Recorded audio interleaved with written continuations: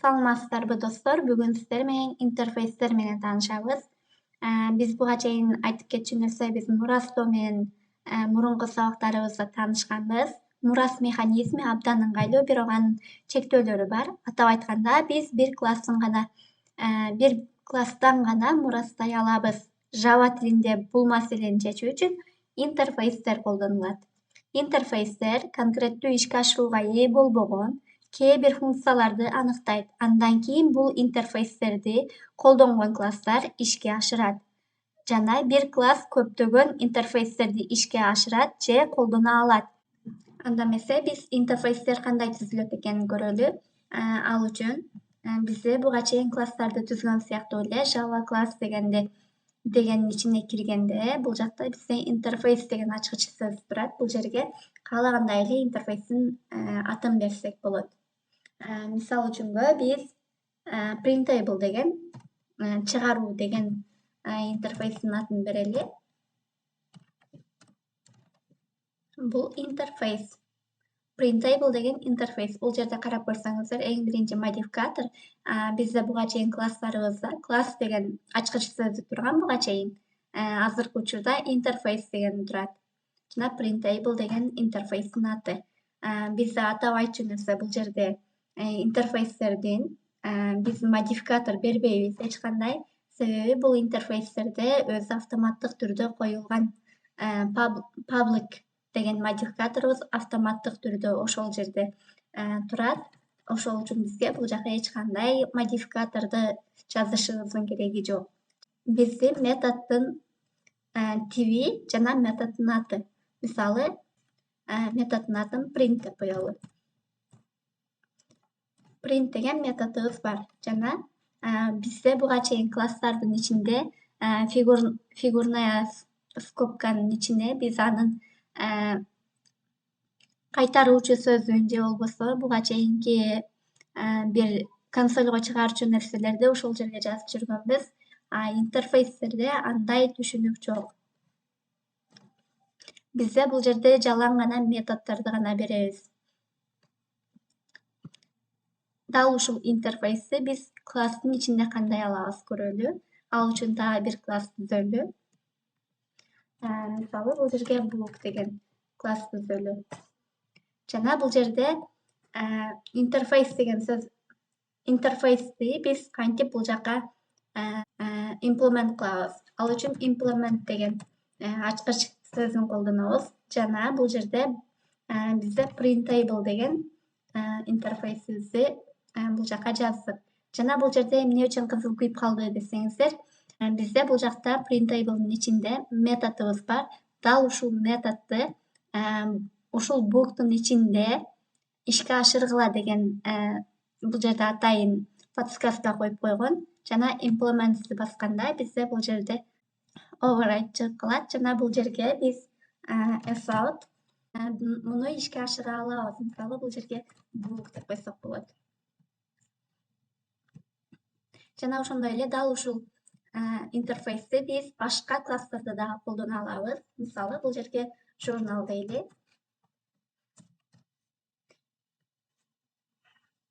Journal деген классыбыз болсун. Жана муну implement кылсак, бул printable менен. Жана бул жерде дагы өзүңүздөр көргөндөй implement кылабыз.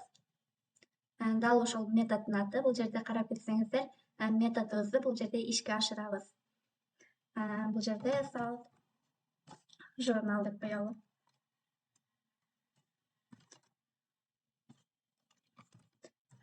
Journal. Жана ушуну биз main методунан карап көрөлү.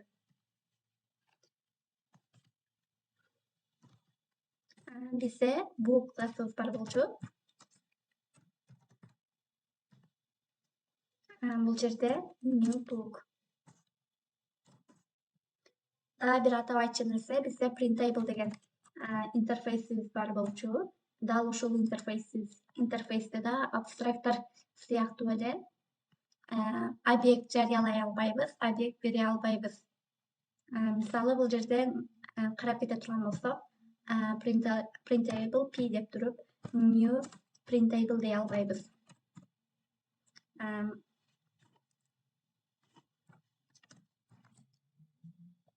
Мына бул жерде көргөнүңүздөрдөй кызыл күйүп калды. Биз мындан эч кандай объект жасай албайбыз.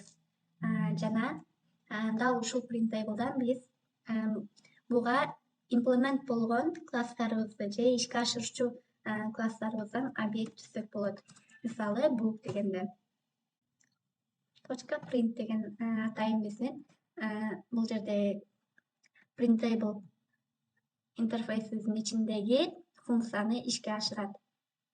Же болбосо бизде бул жерде book.print деген методубузду алып ишке ашырсак болот. Анда эмесе программаны иштетип көрөлү.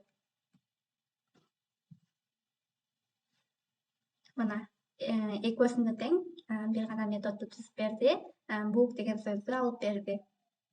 Жана ошондой эле биз дал ушул интерфейсти journal классында дагы колдондук. Андан дагы биз объект жасай турган болсок, анда new journal деп туруп, journal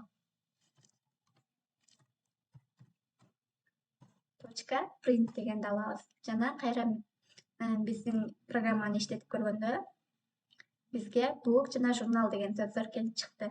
Бул журнал классынан журналды алды, ал эми book классынан book деген сөздү алып чыгып берди бул жака. Дагы кененирээк жаза турган болсок, мисалы бул жерге талааларын берип көрөлү. Booktун мисалы private. Booktун эмнеси болот? Аты болот. Аты сөзсүздө string тилинде болот. Бул name. Андан кийин кайра эле ар бир китептин автору болот. Ошол үчүн авторун жазалы. Бул дагы string автор дейли. String автор. Жана ошондой эле бизде бул жерде буга чейин printf'ти колдонгонбуз. Дал ошол printf менен кайра чыгарып көрөлү. Эң биринчи name, book name,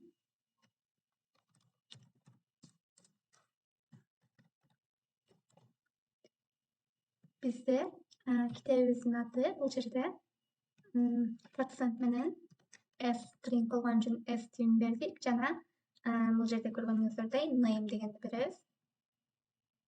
Биз түр менен name деген бар. Жана ошондой эле бул жерде көргөн болсоңуздар, кайра эле автор бар.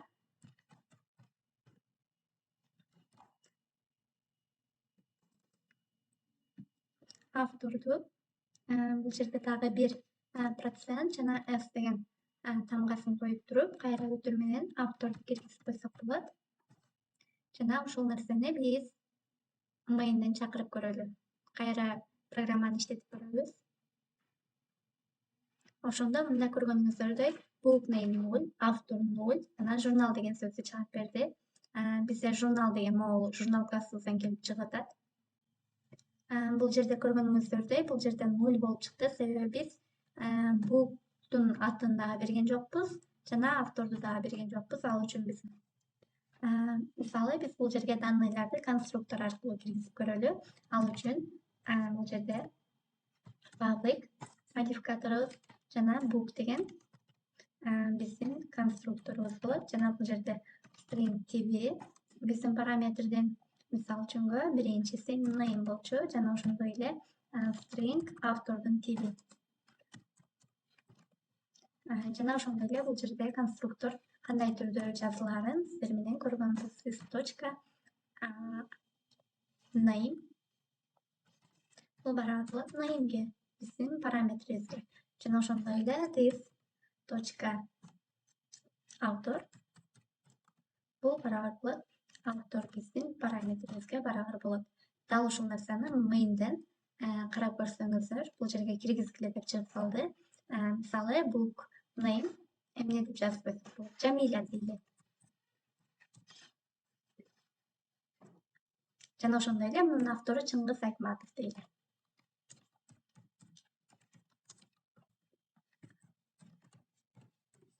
Чыңгыз Айтматов. Жана бизде бул жерде printf book print дегенди чыгарып көрөлү. Анда эмесе биздин программабызды иштетебиз. Мында көргөнүңүздөй Жамиля Чыңгыз Айтматов деп чыкты.